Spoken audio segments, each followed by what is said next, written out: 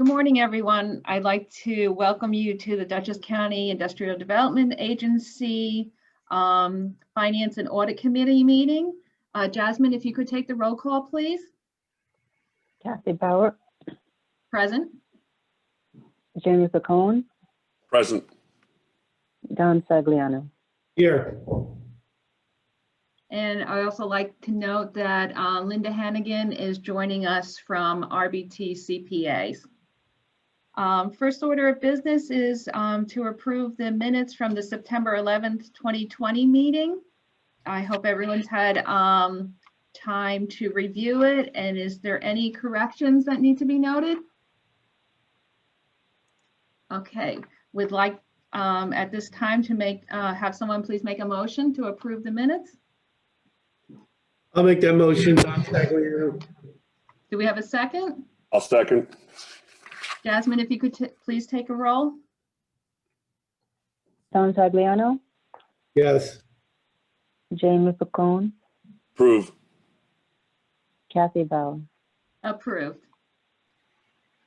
And at this point, I would like to please turn it over to Marilyn to just begin the discussion about the 2020 audit of the IDA.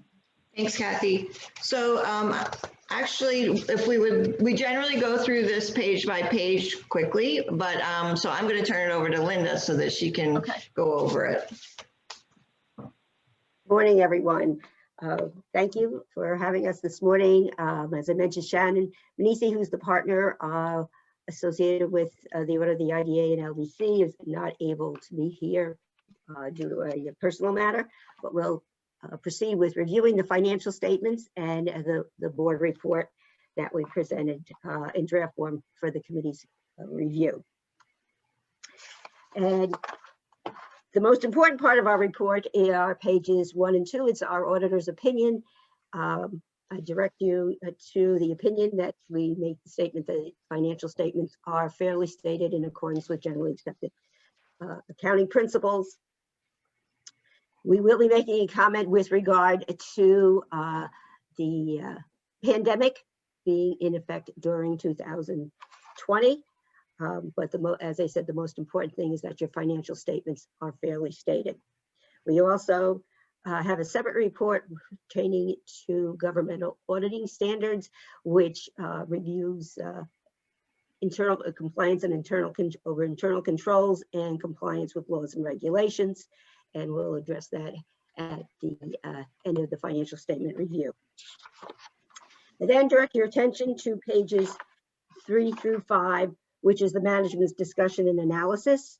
We have a summary of net position where the total assets of the IDA amounted to nearly $4 million at the end of 2020.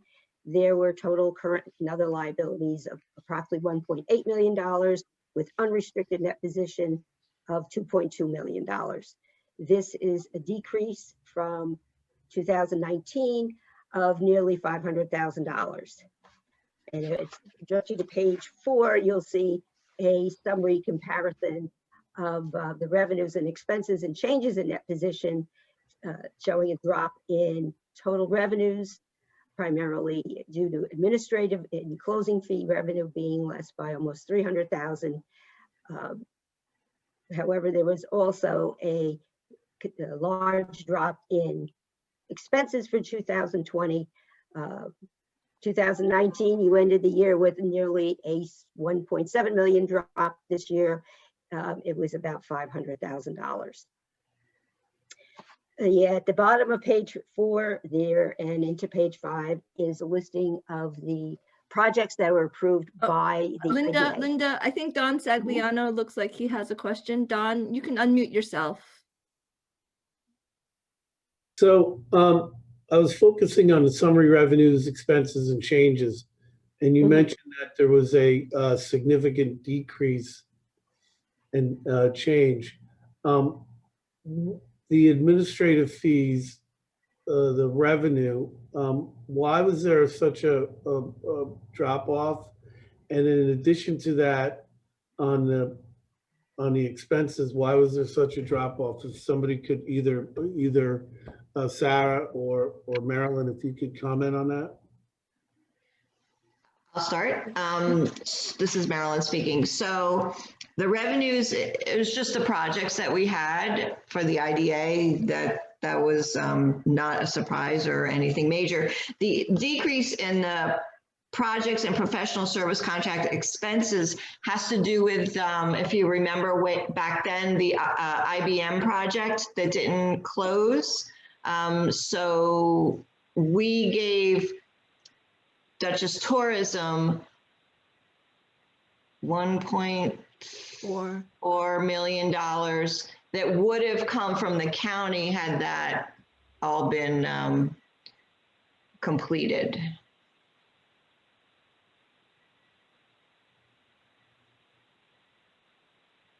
The IBM sales tax project that did not close, we were supposed to get money for that, which we were going to then pass on to Duchess Tourism rather than the county funding Duchess Tourism. So the closing never happened. The project wasn't completed, but we still had a commitment to and agreed to give Duchess Tourism that increase in service revenue that we normally would not have given them, except for that IBM project. Okay. Thank you. Thank you for that clarification and embellishment. Thank you, Madeline. So the actual financial statements are on pages 6 through 8. We've already covered the highlights of the statement of net position. There you see the details. I don't think I have any additional comments there. The statement of activities also is, it gives you a bit more detail than in the highlight in the MD&A. Again, the decrease in net position was nearly $500,000. The statement of cash flows shows the sources and uses of funds during the year. You'll see that there was a pretty much correspondingly drop in cash, almost $500,000 that correlates with the drop in revenues and expenses for 2020. The footnotes on page 9 through 11 give you a little bit more detail of your specific balance sheet accounts. I won't go through those individually. If anyone has any questions, I'd be happy to address them. The supplementary information, when these reports were drafted, we were still waiting for information at this point. I believe we are only waiting for 2 project sales tax information, if that's correct, right? Right, we're waiting for sales tax information from Cricket Valley and from ShopRite. I'm expecting ShopRite's today. Cricket Valley, generally what happens is we don't have it in time for the audit, but we will have it for the board and by the end of the month to go into the Paris report. And then finally, in the financial statement package is the report on internal controls and on compliance with laws and regulations. And that is a yes. Don. So I'm looking at page 12, the schedule of conduit indebtedness. Yes. And maybe Sarah or Marilyn, the Bard College bond, wasn't that refinanced Yes. through LDC? Yes, so Did it was did it not- refinanced Did it not with the stop at the LDC. end of 2020? Excuse me? Was it not closed on by the end of 2020? It was closed on, however, because it was still open as part of 2020, we still need to report it in 2020.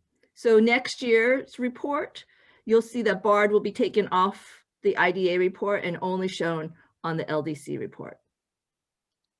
So And I this, think this $113 million was part of that refinancing? Correct. And when did that close? 12/20. So if it closed in December 20th, why is there still a balance via the IDA? because that's the missing bond confirmation. Excuse me? Missing the bond confirmation. We'll update it when we get that information. So the bond confirmation, because okay. So these bonds do not appear on the balance sheet of the IDA as a whole. Is that correct? They don't appear, no. So by the time we get the final report, this schedule will be modified to Yeah. Mhm. move Warren College from here? Yeah. Okay. Mhm. That's why it's marked draft. Correct. Because there are still some pieces of information that are missing. Yeah. So just to further comment about the report on compliance and on internal controls, we have no findings. The very last page indicates that there are no internal control findings and no compliance findings. We also provide the board with a board report. That report covers required communications. It gives whatever journal entries we have and also makes the comment that we have no findings.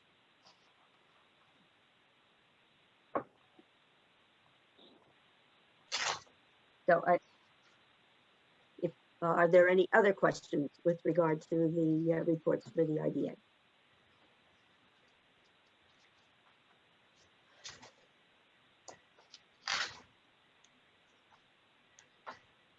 Okay, we have no other reports, questions or comments. I'd like to make a recommendation that these be presented at the IDA meeting at the end of next week.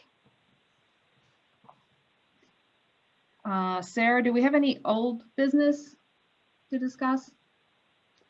Okay, and no new business to be brought up?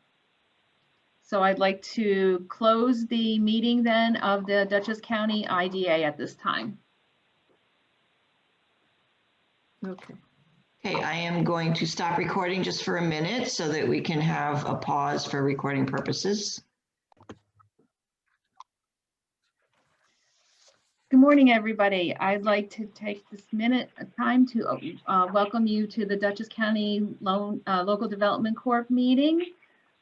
Jasmine, could you please take the roll call? Kathy Bauer, Here. Jamie Pacone, Here. Don Sagliano. Here.